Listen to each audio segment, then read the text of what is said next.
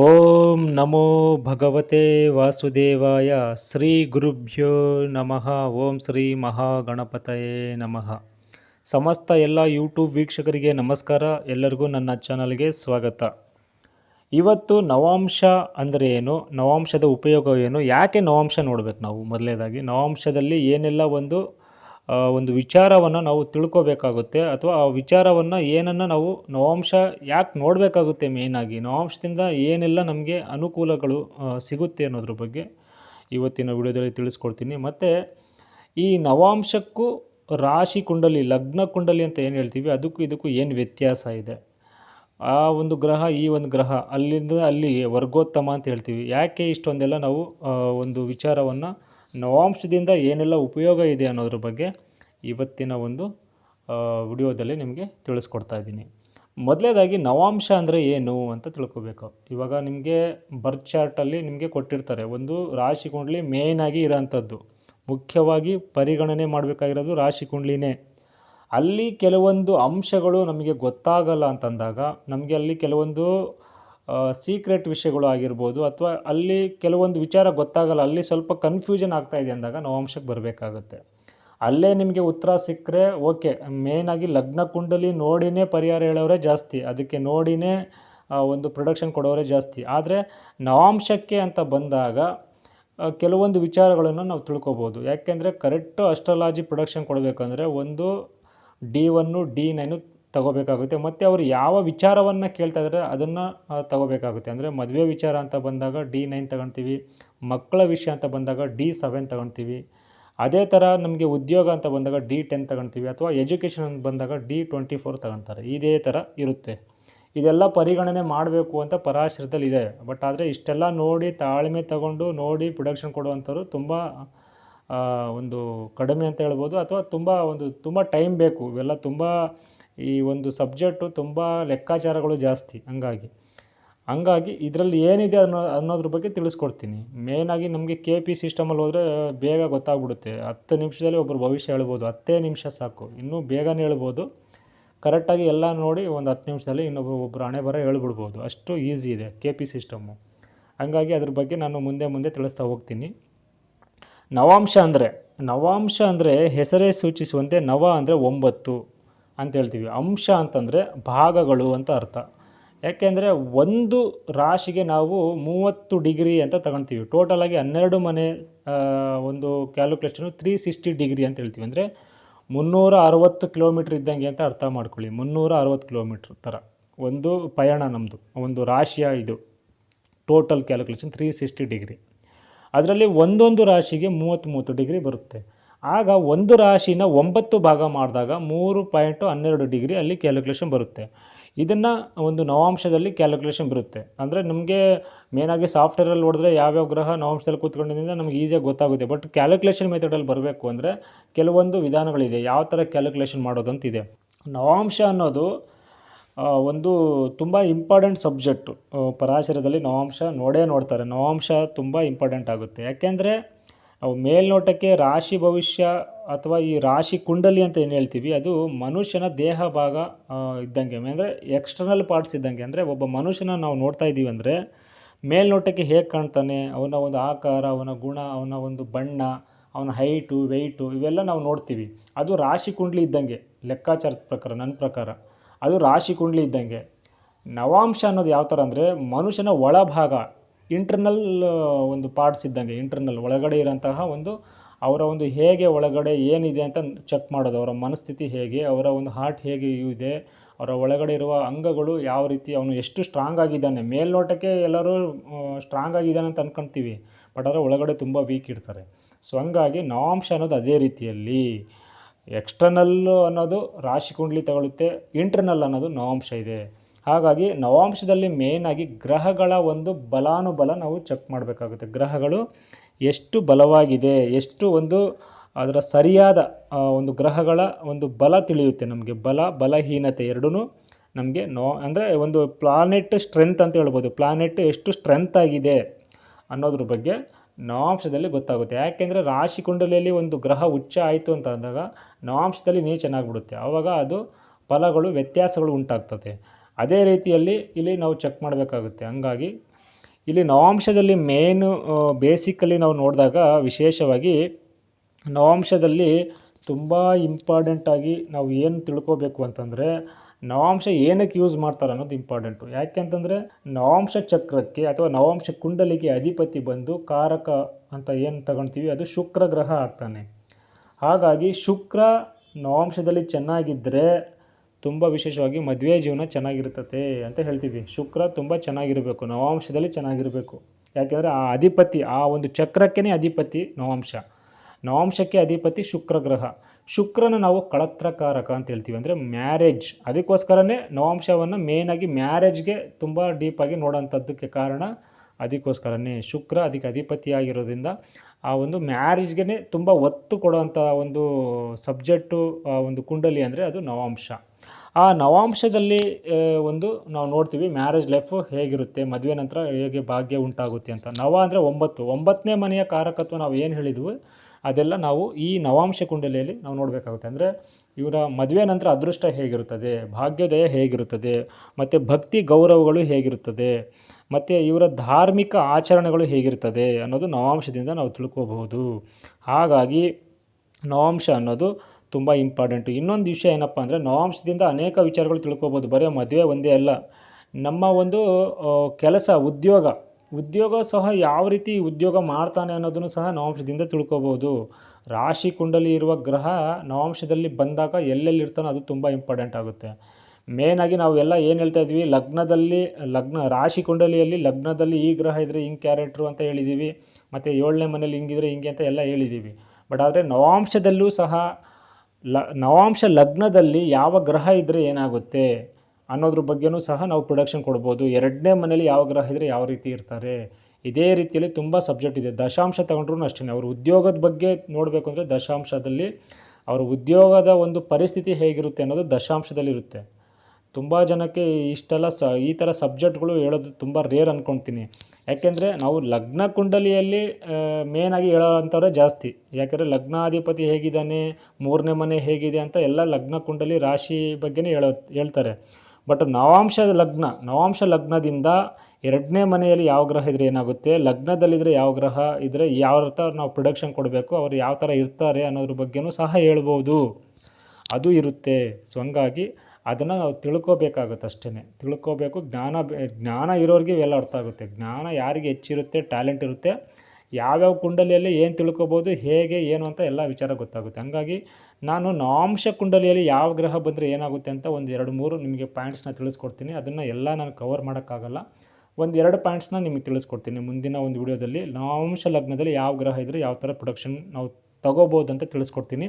ಇನ್ನು ಅನೇಕ ರೀತಿಯ ಸೀಕ್ರೆಟ್ಸ್ಗಳೆಲ್ಲ ನಾನು ತುಂಬಾ ಒಂದು ಫೀಡ್ ಮಾಡಿ ಇಟ್ಕೊಂಡಿದ್ದೀನಿ. ಅದು ಕ್ಲಾಸ್ನಲ್ಲಿ ಬರೋರಿಗೆ, ಕ್ಲಾಸ್ ಅಂತ ನಾನು ಮುಂದೆ ಫ್ಯೂಚರಲ್ಲಿ ಮಾಡಿದಾಗ ಅವರಿಗೆ ಒಂದು ಜ್ಞಾನವನ್ನು ನಾನು ಅವರಿಗೆ ದಾರಿ ಎಳಿತೀನಿ ಅಂತ ಹೇಳ್ಬೋದು. ಕ್ಲಾಸ್ ಯಾರೆಲ್ಲ ಅಟೆಂಡ್ ಮಾಡ್ತಾರೋ ಅವರಿಗೆ ತುಂಬ ಸೀಕ್ರೆಟ್ಸ್ ಇದೆ. ಯಾವ ಥರ ನೋಡಬೇಕು, ಹೇಗಿರಬೇಕು, KP ಸಿಸ್ಟಮಿಂದ ಯಾವ ಥರ ಎಲ್ಲ ನಾವು ಒಂದು ಅನಾನುಕೂಲತೆಗಳು ಹೇಗೆ, ಒಬ್ಬರ ಜಾತಕವನ್ನು ಹೇಗೆ ಪ್ರೊಡಕ್ಷನ್ ಕೊಡಬೇಕು, ಯಾವ ರೀತಿ ನಾವು ಸ್ಟಾರ್ಟ್ ಯಾವ ಥರ ಮಾಡಬೇಕು, ಒಂದು ಜಾತಕವನ್ನು ವಿಶ್ಲೇಷಣೆ ಹೇಗೆ ಮಾಡಬೇಕು ಅಂತ ಪ್ರತಿಯೊಂದು ವಿಷಯದ ಬಗ್ಗೆನೂ ನಾನು ತಿಳಿಸ್ಕೊಡ್ತೀನಿ. ಇಲ್ಲಿ ಬೇಸಿಕ್ ಗೊತ್ತಿರೋರು ಗೊತ್ತಿಲ್ಲದಿರೋರು ಹೇಗೆ ಟೀಚ್ ಮಾಡಬೇಕು ಅನ್ನೋದ್ರ ಬಗ್ಗೆ ನನ್ನ ಅನುಭವದ ಪ್ರಕಾರ, ನಾನು ಇಷ್ಟೆಲ್ಲ ಓಡಾಡಿ ಎಲ್ಲ ಜ್ಯೋತಿಷ್ಯತೆಲ್ಲ ಅಲ್ದಾಡಿ ಎಲ್ಲ ಕಡೆ ತಿರುಗಾಡಿ ನನಗೆ ತುಂಬ ಅನುಭವ ಆಗಿದೆ. ಯಾರು ಯಾವ ಥರ ಕ್ಲಾಸ್ ಮಾಡ್ತಾಯಿದ್ದಾರೆ, ಹೇಗೆ ಕ್ಲಾಸ್ ಮಾಡ್ತಾಯಿದ್ದಾರೆ, ಏನು ಹೇಳ್ಕೊಡ್ತಾಯಿದ್ದಾರೆ, ಏನು ಬಿಡ್ತಾಯಿದ್ದಾರೆ, ಹೆಂಗೆ ಏನು ಅಂತ ಎಲ್ಲ ಅನುಭವ ಆಗಿದೆ. ಸೊ ಹಂಗಾಗಿ ಆ ತಪ್ಪುಗಳನ್ನು ನಾವು ಮಾಡಲ್ಲ. ಹಾಗಾಗಿ ನಾನು ಅದನ್ನು ಆದಷ್ಟು ಎಲ್ಲ ತಿದ್ದುಕೊಂಡು ಹೇಗೆ ಮಾಡಿದ್ರೆ ಒಳ್ಳೆಯದು ಅನ್ನೋದ್ರ ಬಗ್ಗೆ ನಿಮಗೆ ತಿಳಿಸ್ಕೊಡ್ತೀನಿ. ನವಾಂಶದಿಂದ ತುಂಬ ವಿಚಾರಗಳನ್ನು ತಿಳ್ಕೊಬೋದು. ನವಾಂಶ ಅನ್ನೋದು ನನ್ನ ಪ್ರಕಾರ ತಿಳ್ಕೊಳ್ಳೋದಾದರೆ, ನವಾಂಶ ಅನ್ನೋದು ಒಂಥರ ಉದಾಹರಣೆ ಕೊಡೋದಾದರೆ ಹೆಂಗೆ ಅಂದರೆ, ರಾಶಿ ಕುಂಡಲಿ ಅನ್ನೋದು ನಮಗೆ ಒಂದು TV ಇದ್ದಂಗೆ. ನಮ್ಮ ಮನೆಗೆ ಒಂದು TV ತರ್ತೀವಿ ಅಂದ್ಕೊಳ್ಳಿ, ಯಾವುದೇ ಬ್ರ್ಯಾಂಡ್ ಆಗಿರಲಿ, ಒಂದು TV, ಒಂದು ರಾಶಿ ಕುಂಡಲಿ, ಅದಕ್ಕೆ ಸೆಟ್ ಆಫ್ ಬಾಕ್ಸ್ ಅಂತ ಏನು ಹೇಳ್ತೀವಿ ಅದು ನವಾಂಶ ಅಂತ ಹೇಳ್ತೀವಿ. ಯಾಕೆಂದರೆ TV ಚೆನ್ನಾಗಿದ್ರೂ ಸೆಟ್ ಆಫ್ ಬಾಕ್ಸ್ನಲ್ಲಿ ಸಿಗ್ನಲ್ ಬರಲಿಲ್ಲ, ಸೆಟ್ ಆಫ್ ಬಾಕ್ಸ್ ಅಲ್ಲಿ ಚೆನ್ನಾಗಿಲ್ಲ ಅಂತಂದರೆ ತಗೊಂಡು ಏನು ಪ್ರಯೋಜನ. ಹಂಗಾಗಿ ಆ ಥರ ಒಂದು ವೇಳೆ ಸೆಟ್ ಆಫ್ ಬಾಕ್ಸ್ ತುಂಬ ಚೆನ್ನಾಗಿದ್ದು TV ಸ್ವಲ್ಪ ಏನಾದರೂ ತೊಂದರೆಗಳು ಕೊಡ್ತಾ ಇದೆ ಅಂತಂದರೆ ಹಂಗೂ ಹಿಂಗೂ ಸ್ವಲ್ಪ ಕ್ಲಿಯರ್ ಇರಲ್ಲ ಪಿಕ್ಚರ್, ಆದ್ರೂ ನೋಡ್ಬೋದು ಅಲ್ವಾ. ಹಂಗಾಗಿನೇ ಸೆಟ್ ಆಫ್ ಬಾಕ್ಸ್ಗೂ TVಗೂ ಇರುವ ವ್ಯತ್ಯಾಸನೇ ನವಾಂಶಕ್ಕೂ ಮತ್ತು ರಾಶಿ ಕುಂಡಲಿಗೂ ಇರುವ ವ್ಯತ್ಯಾಸವನ್ನು ನಾವಿಲ್ಲಿ ತಿಳ್ಕೊಬೇಕಾಗುತ್ತೆ. ಅಷ್ಟೇ. ನವಾಂಶ ಅನ್ನೋದು ತುಂಬ ಇಂಪಾರ್ಟೆಂಟು. ನವಾಂಶದಲ್ಲಿ ಒಂದು ಗ್ರಹಗಳ ಒಂದು ಬಲಹೀನತೆ ತಿಳ್ಕೊಬೋದು, ಕೆಲವೊಂದು ಈವೆಂಟ್ಸ್ನ ತಿಳ್ಕೊಬೋದು, ಮ್ಯಾರೇಜ್ ಬಗ್ಗೆ ತಿಳ್ಕೊಬೋದು, ಮತ್ತು ಕೆಲವೊಂದು ವಿಚಾರಗಳನ್ನು ಇನ್ನೂ ತಿಳ್ಕೊಬೋದು, ಇನ್ನೂ ಅನೇಕ ವಿಚಾರಗಳಿರ್ತವೆ. ಸೊ ಹಂಗಾಗಿ ಅದ್ರ ಬಗ್ಗೆ ಇನ್ನೊಂದು ಯಾವಾಗನ ನೋಡೋಣ. ಬಟ್ ಆದರೆ ನಮಗೆ ಬೇಕಾಗಿರೋದು ಮೇಯ್ನಾಗಿ ಇಲ್ಲಿ ಫಲ ಜ್ಯೋತಿಷ್ಯ ಬೇಕಾಗುತ್ತೆ. ಕ್ಯಾಲ್ಕುಲೇಷನ್ ಮೆಥಡೆಲ್ಲ ನಾವು ತಿಳ್ಕೊಂಡು ಕೂತ್ಕೊಂಡ್ರೆ ನಮಗಿರೋ ಏಜಲ್ಲಿ ಇವಾಗೆಲ್ಲ ಜ್ಯೋತಿಷ್ಯದ ಪ್ರಕಾರ 120 ವರ್ಷ ಅಂತ ಏಜ್ ಅಂತ ಕೊಡ್ತಾರೆ. 120 ವರ್ಷ ಮನುಷ್ಯನ ಆಯಸ್ಸು ಅಂತ. ಇವಾಗ ಯಾರು 120 ವರ್ಷ ಬದುಕ್ತಾರೆ? ಯಾರು ಬದುಕಲ್ಲ. ಮ್ಯಾಕ್ಸಿಮಮ್ 70-80 ಅಂದರೆ ಮ್ಯಾಕ್ಸಿಮಮ್ ಅದೇ ಜಾಸ್ತಿ.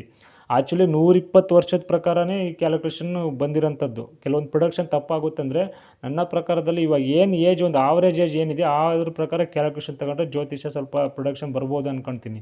120 ವರ್ಷಕ್ಕೆ ಮಾಡಿರೋಂಥದ್ದು. 120 ವರ್ಷ ಯಾರು ಬದುಕ್ತಾರೆ? ಈಗಿನ ಕಾಲದಲ್ಲೂ ಬದುಕೋಕ್ಕೆ ಚಾನ್ಸೇ ಇಲ್ಲ 120 ವರ್ಷ. ಮ್ಯಾಕ್ಸಿಮಮ್ ಅಂಥ ಶಿವಕುಮಾರ ಸ್ವಾಮೀಜಿಗಳೇ ಒಂದು 104 105 ಇರಬೇಕು ಅಷ್ಟೇ. ಅಂಥ ಮಹಾತ್ಮರನ್ನೇ 100 ದಾಟೋದೇ ಕಷ್ಟ ಆಗಿದೆ ಅಂದರೆ ನಮ್ಮಂಥ ಸಾಮಾನ್ಯ ಜನತೆಗಳು ತುಂಬ ಕಷ್ಟ. ಹಂಗಾಗಿ ಇದರಲ್ಲಿ ಮೇಯ್ನಾಗಿ ನಮಗೆ ಕ್ಯಾಲ್ಕುಲೇಷನ್ ಮೆಥಡ್ ಅಂತ ಬಂದಾಗ ಆ ಒಂದು ಆವ್ರೇಜ್ ಏಜ್ ತಗೊಂಡು ಅದಕ್ಕೆ ಕ್ಯಾಲ್ಕುಲೇಷನ್ನು ಅಸ್ಟ್ರಾಲಜಿ ತಗೊಂಡ್ರೆ ಎಲ್ಲ ಜ್ಯೋತಿಷಿಗಳು ಇದನ್ನು ಒಂದು ಸ್ವಲ್ಪ ಮೈಂಡಲ್ಲಿ ಇಟ್ಕೊಂಡು ಈ ಥರ ಒಂದು ಕ್ಯಾಲ್ಕುಲೇಷನ್ ತಗೊಂಡ್ರೆ ಒಂದು ಪ್ರೊಡಕ್ಷನ್ನು ಸ್ವಲ್ಪ ಚೇಂಜಸ್ ಆಗ್ಬೋದೇನೋ ಅಂತ ಅಂದ್ಕೊಳ್ತೀನಿ. ಬಟ್ ಅದು ಯಾವ ಥರ ತಗೊಳ್ತಾರೆ ಅಂತ ಗೊತ್ತಿಲ್ಲ. ಬಟ್ ಅದ್ರ ಬಗ್ಗೆ ನೋಡೋಣ. ಸ್ವಲ್ಪ ಅದು ಮೈಂಡು ಡೆವಲಪ್ಮೆಂಟ್ ಆದಾಗ ಫ್ಯೂಚರಲ್ಲಿ ಅದ್ರ ಬಗ್ಗೆ ಒಂದು ಯೋಚನೆ ಮಾಡೋಣ. ಬಟ್ ಆದರೆ ಇವಾಗ ಇಲ್ಲಿ ಕೊಟ್ಟಿರೋಂಥ ಸಬ್ಜೆಕ್ಟಲ್ಲಿ ಏನಿದೆ ಅನ್ನೋದ್ರ ಬಗ್ಗೆ ತಿಳಿಸ್ಕೊಡ್ತೀನಿ. ಏನಪ್ಪ ಅಂತಂದರೆ ವಿಶೇಷವಾಗಿ ಇಲ್ಲಿ ಈ ಡಿಗ್ರಿ 9 ಭಾಗಗಳನ್ನು ಮಾಡಿರ್ತಾರೆ. ಕ್ಯಾಲ್ಕುಲೇಷನ್ ಮೆಥಡು ಎಲ್ಲ ತಿಳ್ಕೊಳ್ಳೋಕೆ ಹೋದರೆ ತುಂಬ ಟೈಮ್ ಹಿಡಿತೈತೆ. ಕೆಲವರಿಗೆ ಅರ್ಥ ಆಗೋಲ್ಲ, ಕೆಲವ್ರಿಗೆ ಅರ್ಥ ಆಗುತ್ತೆ. ಹಂಗಾಗಿ ನಮಗೆ ಏನಪ್ಪ ಅಂದರೆ ಮುಖ್ಯವಾಗಿ ಆಗಿನ ಕಾಲದಲ್ಲಿ ಕ್ಯಾಲ್ಕುಲೇಷನ್ ಬೇಕೇ ಬೇಕಾಗಿತ್ತು. ಯಾಕೆ ಅಂತಂದರೆ ಆ ಒಂದು ಕ್ಯಾಲ್ಕುಲೇಷನ್ ಅವಾಗೆಲ್ಲ ಕೈಯಲ್ಲೇ ಬರೆಯೋರೆ. ಅವಾಗೆಲ್ಲ ಟೈಮ್ ಅವಾಗೆಲ್ಲ ಸಾಫ್ಟ್ವೇರು ಇದೆಲ್ಲ ಡೆವಲಪ್ಮೆಂಟ್ ಇರಲಿಲ್ಲ. ಅವಾಗೆಲ್ಲ ಕೈಯಲ್ಲಿ ಬರೆಯೋರು. ಈ ಥರ ಎಲ್ಲ ಕ್ಯಾಲ್ಕುಲೇಷನ್ ಮಾಡಿ ಬರೆಯೋರು. ಇವಾಗೆಲ್ಲ ತುಂಬ ಈಸಿ. ನಮಗೆ ಒಂದು ಡೇಟ್ ಆಫ್ ಬರ್ತು ಟೈಮಿಂಗ್ಸ್ ಹಾಕ್ಬಿಟ್ರೆ ಎಲ್ಲ ಅದೇ ತೋರಿಸ್ಬಿಡುತ್ತೆ. ಪ್ರೊಡಕ್ಷನ್ ಒಂದು ಬಿಟ್ಟು ಪ್ರೊಡಕ್ಷನು ಅದೇ ಮಾಡುತ್ತೆ ಕೆಲವೊಂದು ಸಾಫ್ಟ್ವೇರಲ್ಲಿ. ಬಟ್ ಅದಷ್ಟು ಪರ್ಫೆಕ್ಟ್ ಇರೋಲ್ಲ. ಅದರಲ್ಲಿ ಒಂದು ಸ್ವಲ್ಪ ಎಲ್ಲೋ ಮ್ಯಾಚ್ ಆಗುತ್ತೆ, ಸ್ವಲ್ಪ ಎಲ್ಲೋ ಮಿಸ್ ಹೊಡಿತತೆ. ಹಂಗಾಗಿ ಎಲ್ಲ ಸಾಫ್ಟ್ವೇರ್ ನಾವು ಚೆಕ್ ಮಾಡಿದ್ದೀವಿ. ಪರ್ಫೆಕ್ಟ್ ಪ್ರೊಡಕ್ಷನ್ ಯಾವ ಸಾಫ್ಟ್ವೇರು ಕೊಡೋಲ್ಲ. ಸೊ ಹಂಗಾಗಿ ಎಲ್ಲ ಅದೇ ಆ ದೋಷ ಈ ದೋಷ ಅಂತಲೇ ಹೇಳ್ತಾರೆ. ಎಲ್ಲ ಅದೇ ದೋಷಗಳೇ ಜಾಸ್ತಿ ಹೇಳ್ಬಿಟ್ಟು ಪರಿಹಾರಗಳು ಅದು ಇದು ಅಂತ ಎಲ್ಲ ಕೊಡ್ತಾರೆ. ಪ್ರತಿಯೊಂದಕ್ಕೂ ಅಲ್ಲಿ ಪ್ರೊಡಕ್ಷನ್ ಕೊಡ್ತಾರೆ. ಈ ತಿಥಿಯಲ್ಲಿ ಹುಟ್ಟಿದರೆ ನೀವು ಹಿಂಗಿರ್ತೀರ, ಈ ಕರಣದಲ್ಲಿ ಹುಟ್ಟಿದರೆ ನೀವು ಹಿಂಗಿರ್ತೀರ, ನೀವು ಹಂಗೆ ಹಿಂಗೆ ಈ ಥರ ನೀವು ಈ ಥರದಲ್ಲಿ ನೀವು ಮುಂದುವರಿತೀರ, ನಿಮಗೆ ಈ ಥರ ಒಂದು ರಾಜಯೋಗ ಇದೆ ಅಂತ ಎಲ್ಲ ಕೊಡ್ತಾರೆ. ಅದ್ರ ಥರ ಇರೋಕ್ಕೆ ಸಾಧ್ಯ ಇಲ್ಲ. ಯಾಕಂದರೆ ಅಲ್ಲಿ ಅವರು ಅಷ್ಟು ಕ್ಯಾಲ್ಕುಲೇಷನ್ ಅಂದರೆ ಮೇಯ್ನಾಗಿ ಕುಂಡಲಿ ಕ್ಯಾಲ್ಕುಲೇಷನ್ನು ಎಲ್ಲ ಕರೆಕ್ಟಾಗಿರ್ತದೆ. ಒಂದು ನಮಗೇನು ಬೇಕೋ ಅದನ್ನು ತಗೋಬೇಕು. ಮೇಯ್ನಾಗಿ ಕ್ಯಾಲ್ಕುಲೇಷನ್ ಯಾವ ಗ್ರಹ ಯಾವ ಸ್ಥಿತಿಯಲ್ಲಿದೆ, ಅವನು ಎಷ್ಟು ಸ್ಟ್ರಾಂಗ್ ಆಗಿದ್ದಾನೆ, ಹೇಗಿರ್ತಾನೆ, ದಶಾಭುಕ್ತಿ ಏನು ಆಕ್ಟಿವೇಟ್ ಆಗ್ತಾಯಿದೆ ಆ ಟೈಮಲ್ಲಿ ಅವನು ಒಂದು ಎಜುಕೇಷನ್ ಟೈಮಲ್ಲಿ ಅಂತ ಬಂದಾಗ ಈವೆಂಟ್ಸ್ ನೋಡಿದಾಗ ನಾವು ಯಾವ್ಯಾವ ಈವೆಂಟ್ಸ್ ನೋಡ್ತೀವೋ ಆ ಒಂದು ವಿಚಾರವನ್ನು ನೋಡ್ತೀವಿ. ಆ ಟೈಮಲ್ಲಿ ಆ ದಶಾಭುಕ್ತಿ ಎಷ್ಟು ಒಂದು ಮೇಯ್ನಾಗಿ ಮೇಜರಾಗಿ ರೋಲ್ ಮಾಡ್ತಾಯಿದೆ ಅನ್ನೋದು ಚೆಕ್ ಮಾಡಿಕೊಂಡ್ರೆ ಸಿಗ್ನಿಫೈ ಏನೇನು ಮನೆಗಳನ್ನು ತೋರಿಸ್ತಾ ಇದೆ ಅಂತ ನಾವು ನೋಡಿಕೊಂಡ್ರೆ ಅದೇ ಮೇನ್ ಫಲ. ಅದು ಎಕ್ಸ್ಪೀರಿಯೆನ್ಸ್ ಇರಬೇಕಾಗುತ್ತೆ. ಸೊ ಹಂಗಾಗಿ ಅಲ್ಲಿ ನಾವು ಅಷ್ಟು ತಗೋಬೇಕಾಗುತ್ತೆ ಅಷ್ಟೇ. ಅದು ಬಿಟ್ಟು ಬೇರೆ ಎಲ್ಲ ನಮಗೆ ಬೇಕಾಗಿಲ್ಲ. ಅಲ್ಲೆಲ್ಲ ನಾವು ಅಷ್ಟನ್ನು ಮಾತ್ರನೇ ತಗೊಳ್ಳೋದು. ಕ್ಯಾಲ್ಕುಲೇಷನ್ ಮೆಥಡು ಸ್ವಲ್ಪ ಕಷ್ಟ ಇರೋದ್ರಿಂದ ಮೇಯ್ನಾಗಿ ಫಲ ಜ್ಯೋತಿಷ್ಯ ಅನ್ನೋದು ಬಂದುಬಿಟ್ರೆ ಅಂದರೆ ಮೇನ್ ಡೇಟ್ ಆಫ್ ಬರ್ತ್ ಆಗಿಬಿಟ್ಟು ಜ್ಯೋತಿಷ್ಯ ಇದರಿಂದ ಈ ದಶಾಭುಕ್ತಿ ನಡೀತಾ ಇದೆ, ಗ್ರಹ ಎಲ್ಲಿದೆ, ಯಾವ ನಕ್ಷತ್ರದಲ್ಲಿದೆ, ಏನೇನು ಆಪ್ರೇಟ್ ಮಾಡ್ತಾಯಿದೆ, ಇಷ್ಟು ಪ್ರೊಡಕ್ಷನ್ ನಾವು ಕರೆಕ್ಟಾಗಿ ಕೊಟ್ಬಿಟ್ರೆ ಸಾಕಲ್ವಾ, ಅಷ್ಟೇ, ಬೇರೇನಿಲ್ಲ. ಇಲ್ಲಿ ನವಾಂಶ ಅಂತ ಬಂದಾಗ ವಿಶೇಷವಾಗಿ ಒಂದು ರಾಶಿ 9 ಭಾಗ ಮಾಡಿದಾಗ ಅಲ್ಲಿ ಅಷ್ಟು ಒಂದು ಕ್ಯಾಲ್ಕುಲೇಷನಿಂದ ನವಾಂಶ ಅಂತ ಹೇಳ್ತಾರೆ.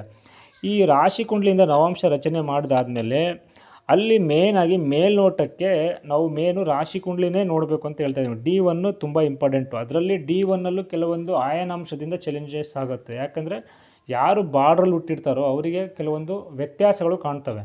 ಯಾಕೆಂದರೆ ಇವಾಗ BV ರಾಮನ್ ಆಯನಾಂಶ ತಗೊಂಡ್ರೆ ಅದು ಸ್ವಲ್ಪ ಚೇಂಜಸ್. ಯಾರು ಬಾರ್ಡ್ರಲ್ಲಿ ಹುಟ್ಟಿರ್ತಾರೆ ಅಂದರೆ 29 ಡಿಗ್ರಿಯಲ್ಲಿ ಗ್ರಹ ಕೂತ್ಕೊಂಡಿದ್ರೆ ಆ ಕಡೆ ಮೂವ್ ಆಗೋ ಚಾನ್ಸಸ್ ಇರುತ್ತೆ. 28 29 ಈ ಥರ ಬಾರ್ಡ್ರಲ್ಲಿ ಕೂತ್ಕೊಂಡಿರೋ ಗ್ರಹ ಚೇಂಜಸ್ ಆಗುತ್ತೆ. KP ಸಿಸ್ಟಮಲ್ಲೂ ಅಷ್ಟೇ.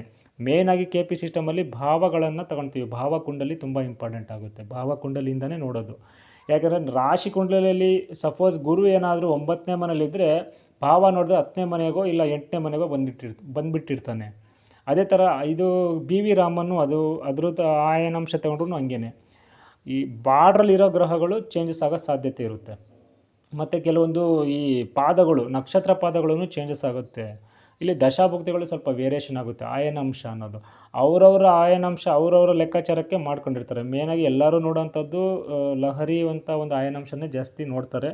ಸೊ ಹಂಗಾಗಿ ಬಿ ವಿ ರಾಮನ್ ಅವ್ರದ್ದು ಆಯನಾಂಶ ಒಂದು ತುಂಬ ಅವಾಗಿಂದ ಅವ್ರದ್ದೇ ಓನ್ ಆಯನಾಂಶ ಅಂತ ಹೇಳ್ಬೋದು. ಅವ್ರದ್ದೇ ಒಂದು ಅವ್ರು ಮಾಡಿರೋಂಥದ್ದು, ಅವರ ಒಂದು ಲೆಕ್ಕಾಚಾರ ಅವ್ರ ಪ್ರೊಡಕ್ಷನ್ ಪ್ರಕಾರ ಮಾಡಿರ್ತಾರೆ. ಸೊ ಹಂಗಾಗಿ ಕೆ ಪಿ ಸಿಸ್ಟಮು ಅದು ಹೆಚ್ಚು ಕಡಿಮೆ ಇರುತ್ತೆ.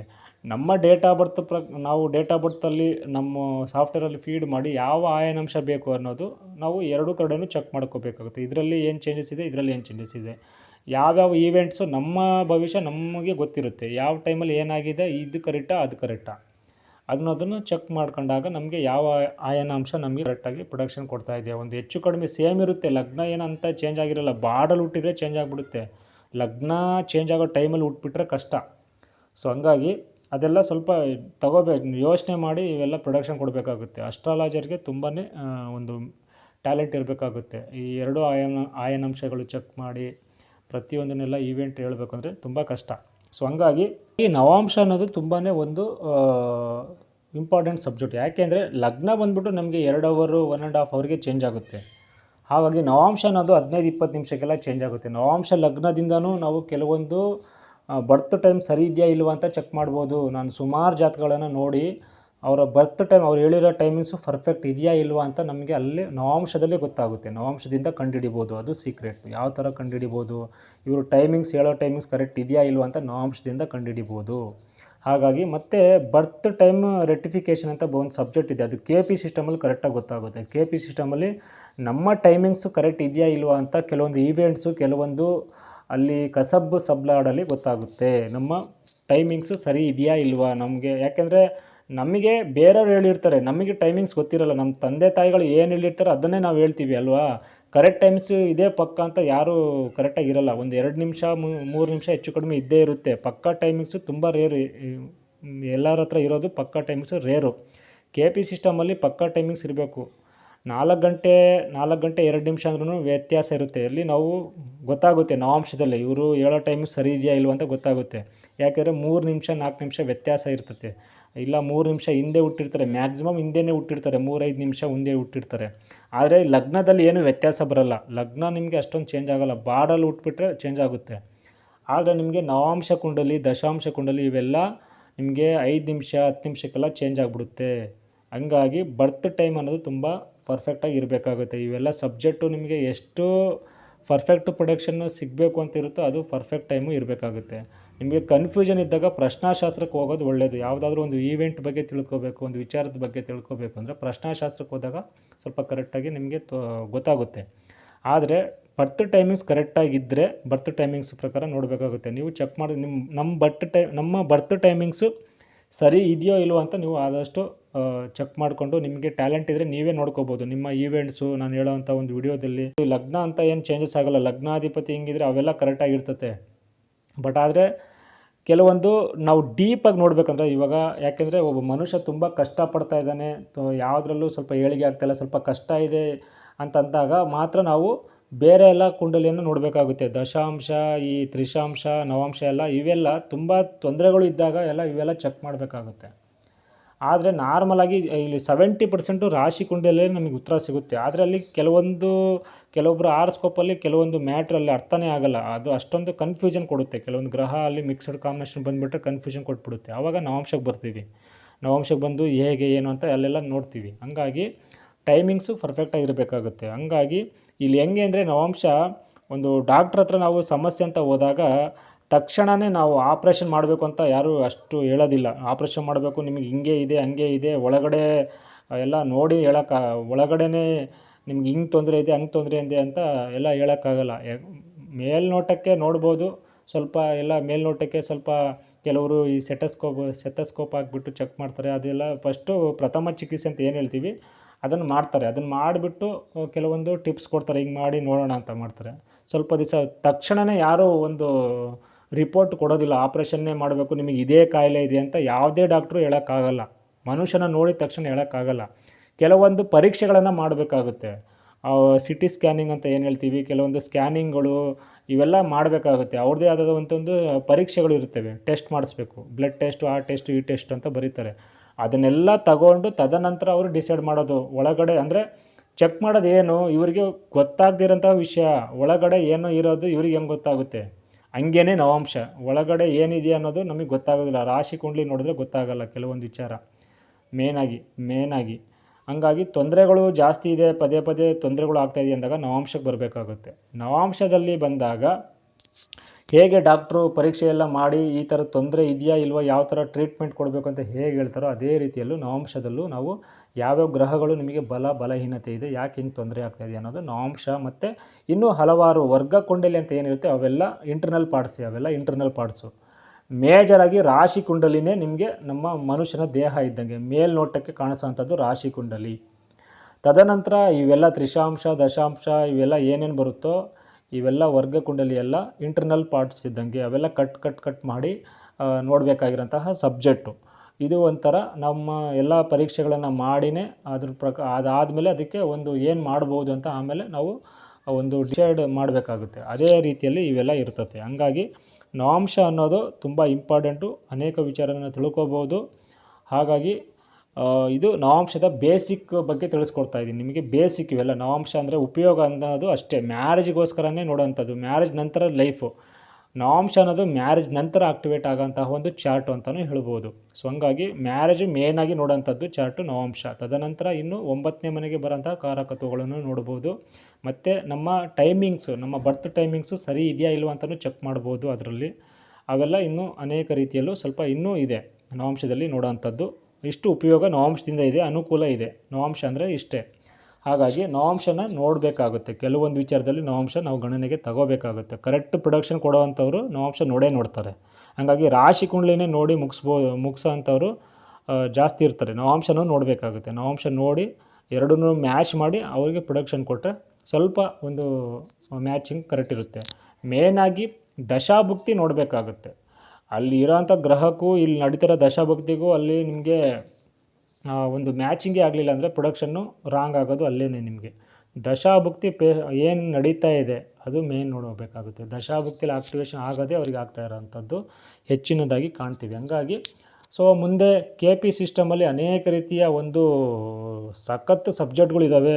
ಆ ಸಬ್ಜೆಕ್ಟ್ಗಳನ್ನು ಕೇಳಿದ್ರೆ ನೀವು ಬೆಚ್ಚಿ ಬೀಳ್ತೀರಾ ಅಂಥ ಸಬ್ಜೆಕ್ಟ್ಗಳಿದ್ದಾವೆ. ತುಂಬ ಸಬ್ಜೆಕ್ಟ್ಗಳಿದ್ದಾವೆ. KP ಸಿಸ್ಟಮಲ್ಲಿ ಎಷ್ಟು ಆ್ಯಕ್ಯುರೇಟಾಗಿ ಬರುತ್ತಪ್ಪ ಅಂದರೆ ಅದನ್ನೆಲ್ಲ ನಾವು ಚೆಕ್ ಮಾಡಿ ಅಪ್ಲೈ ಮಾಡಿ ಎಲ್ಲ ಮಾಡಿದ ನಂತರ ನಿಮಗೆ ತಿಳಿಸ್ತಾ ಇರೋಂಥದ್ದು. KP ಸಿಸ್ಟಮಲ್ಲಿ ಕರೆಕ್ಟಾಗಿರುತ್ತೆ, ಆದರೆ ತಿಳ್ಕೊಬೇಕಷ್ಟೇ. ತುಂಬ ಈಸಿ ಇದೆ, ಬಟ್ ಸ್ವಲ್ಪ ಸ್ಟಾರ್ಟಿಂಗ್ ನಿಮ್ಗೆ ಅರ್ಥ ಆಗೋಲ್ಲ. ನ್ಯೂಮರಾಜಿ ಥರ ಇರುತ್ತೆ, ಸಂಖ್ಯೆಗಳಿರುತ್ತೆ.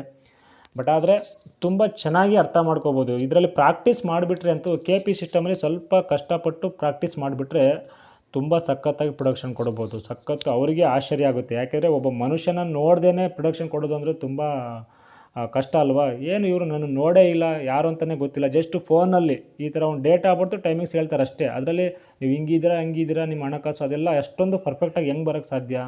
ಅದು KP ಸಿಸ್ಟಮಲ್ಲಿ ಮಾತ್ರ ಎಕ್ಯುರೇಟಾಗಿ ಬರುತ್ತೆ.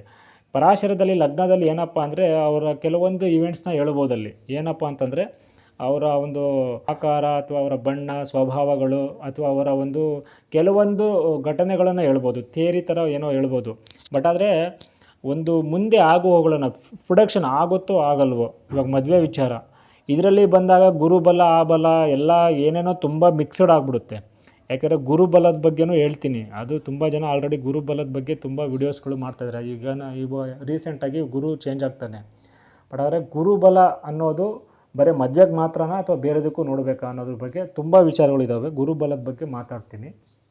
ಸೊ ಹಂಗಾಗಿ ಇಷ್ಟೆಲ್ಲ ಇರುತ್ತೆ. ಹಂಗಾಗಿ ಅದನ್ನು ಕೆಲವೊಂದು ವಿಚಾರಕ್ಕೆ ಪರಾಶರ ತಗೋಬೇಕಾಗುತ್ತೆ, ಕೆಲವೊಂದು ವಿಚಾರಕ್ಕಷ್ಟೇ. ಮೇನಾಗಿ ಇವೆಂಟ್ಸು, ಮನುಷ್ಯನ ಇವೆಂಟ್ಸು, ಘಟನೆಗಳು ಆಗುತ್ತೋ ಆಗಲ್ವೋ, ಮುಂದೆ ಏನಾಗುತ್ತೆ ಅನ್ನೋದು KP ಸಿಸ್ಟಮು ಕರೆಕ್ಟಾಗಿ ಬರುತ್ತೆ. ಸೊ ಹಂಗಾಗಿ ಅದ್ರ ಬಗ್ಗೆನೇ ನಾನು ತುಂಬಾ ಒಂದು ರಿಸರ್ಚ್ ಮಾಡ್ತಾಯಿದ್ದೀನಿ. ಮತ್ತು ಅನೇಕ ರೀತಿಯ ಒಂದು ಎಲ್ಲ ನಾನು ಫೀಡ್ ಮಾಡಿಟ್ಟಿದ್ದೀನಿ. ಅದ್ರ ಬಗ್ಗೆ ಮುಂದೆ ತಿಳಿಸ್ತಾ ಹೋಗ್ತೀನಿ. ಮತ್ತು ಕ್ಲಾಸ್ ಬಗ್ಗೆ ತುಂಬ ಕೇಳ್ತಾ ಇದ್ದಾರೆ. ಅದ್ರ ಬಗ್ಗೆನೂ ಕೆಲವೇ ದಿನಗಳಲ್ಲಿ ಕ್ಲಾಸ್ ಬಗ್ಗೆ KP ಸಿಸ್ಟಮು, ನ್ಯೂಮರಾಲಜಿ ಎರಡೂ, ಮತ್ತು ಪರಾಶರ, ಮತ್ತು ಏನೂ ಗೊತ್ತಿಲ್ಲ ಜ್ಯೋತಿಷ್ಯ ಅಂದ್ರೇ ಏನೂ ಗೊತ್ತಿಲ್ಲ ಅಂಥವ್ರಿಗೂ ಯಾವ ಥರ ಅವರಿಗೆ ಒಂದು ಮೇನಾಗಿ ಅವ್ರ ಜಾತಕ ನಾವು ನೋಡಬೇಕಾಗುತ್ತೆ. ಯಾರು ಜ್ಯೋತಿಷ್ಯ ಕಲಿತಾರೋ ಅವ್ರ ಜಾತಕ ನಾವು ನೋಡಬೇಕಾಗುತ್ತೆ. ಅವ್ರ ಕೆಪಾಸಿಟಿ, ಅವ್ರ ಮೈಂಡ್ ಕೆಪಾಸಿಟಿ, ಅರ್ಥ ಮಾಡ್ಕೊಳ್ಳೋ ಕೆಪಾಸಿಟಿ, ಹೇಗೆ ತಗೊಳ್ತಾರೆ, ಅವ್ರ ಥಾಟ್ ಯಾವ ಥರದ್ದು, ಅವೆಲ್ಲ ಚೆಕ್ ಮಾಡಿ ಅವ್ರನ್ನ ಯಾವ ಥರ ಅವರ ಒಂದು ತಿಳುವಳಿಕೆ ಹೇಗಿದೆ, ಎಷ್ಟು ಎಲ್ಲಿವರೆಗೂ ಬಂದಿದ್ದಾರೆ, ಬೇಸಿಕ್ ಎಷ್ಟೆಲ್ಲ ಗೊತ್ತಿದೆ, ಇವೆಲ್ಲ ನೋಡೋಕ್ಕೆ ಬರುತ್ತಾ, ಗ್ರಹಗಳ ಬಗ್ಗೆ ಎಷ್ಟೆಲ್ಲ ಅರ್ಥಕೊಂಡಿದ್ದಾರೆ, ಅದ್ರ ಮೇಲೆ ಡಿಪೆಂಡ್ ಮಾಡಿ ನಾವು ಕೆಲವೊಂದು ಕ್ಯಾಟಗರೀಸ್ ಅಂತ ಮಾಡಿ ತದನಂತರ ಅವ್ರಿಗೆ ಯಾವ ಥರ ಟ್ರೀಟ್ಮೆಂಟು, ಕ್ಲಾಸ್ ಯಾವ ಥರ ಕೊಡಬೇಕು ಅನ್ನೋದನ್ನು ಮಾಡಬೇಕು ಅಂತ ನಾನು ಅಂದ್ಕೊಂಡಿದ್ದೀನಿ. ಅದಕ್ಕೋಸ್ಕರ ಇದೆಲ್ಲ ಸ್ವಲ್ಪ ಟೈಮ್ ತಗೊಳುತ್ತೆ. ಅದಕ್ಕೋಸ್ಕರ ಇವೆಲ್ಲ ಲೇಟ್ ಆಗ್ತಾಯಿರೋಂಥದ್ದು. ಸ್ವಲ್ಪ ರಿಸರ್ಚಲ್ಲಿದ್ದೀನಿ ಯಾವ್ಯಾವ ಥರ ಹೆಂಗೆ ಕೊಡಬೇಕು ಅನ್ನೋದ್ರ ಬಗ್ಗೆ. ಹಂಗಾಗಿ ಸ್ವಲ್ಪ ಲೇಟ್ ಆಗುತ್ತೆ, ಆದರೂ ಲೇಟೆಸ್ಟಾಗಿ ಮಾಡಿಕೊಡ್ತೀನಿ. ಲೇಟ್ ಆದರೂ ಲೇಟೆಸ್ಟಾಗಿರುತ್ತೆ ನಮ್ಮ ಸಬ್ಜೆಕ್ಟು, ಅಷ್ಟು ನೀಟಾಗಿರುತ್ತೆ. ಹಂಗಾಗಿ ಸ್ವಲ್ಪ ತಾಳ್ಮೆಯಿಂದ ನನ್ನ ವಿಡಿಯೋಸ್ ಇನ್ನೂ ತುಂಬ ವಿಡಿಯೋಸ್ ಇದೆ, ಅದ್ರ ಬಗ್ಗೆ ನೋಡ್ತಾಯಿರಿ. ಇನ್ನು ಮುಂದೆ ನವಾಂಶದ ಬಗ್ಗೆ ಇನ್ನೂ ಸ್ವಲ್ಪ ಹೇಳ್ಕೊಡ್ತೀನಿ. ತದನಂತರ ಇನ್ನೂ ಲಗ್ನದ ಬಗ್ಗೆ ಇನ್ನೂ ಅನೇಕ ವಿಚಾರಗಳಿದ್ದಾವೆ. ಅವೆಲ್ಲ ಪ್ರತಿಯೊಂದನ್ನು ನಿಮಗೆ ಮುಂದೆ ತಿಳಿಸ್ತಾ ಹೋಗ್ತೀನಿ. ಆದಷ್ಟು ವಿಡಿಯೋಗಳನ್ನು ಲೈಕ್ ಆದರೆ ಒಂದು ಕಮೆಂಟ್ ಮಾಡಿ, ಶೇರ್ ಮಾಡಿ, ಲೈಕ್ ಮಾಡಿ ಅಂತ ಹೇಳ್ತಾ ಇವತ್ತಿನ ಈ ಕಾರ್ಯಕ್ರಮನ ಮುಗಿಸ್ತಾ ಇದ್ದೀನಿ. ಎಲ್ಲರಿಗೂ ಒಳ್ಳೆಯದಾಗಲಿ. ಎಲ್ಲರಿಗೂ ನಮಸ್ಕಾರ.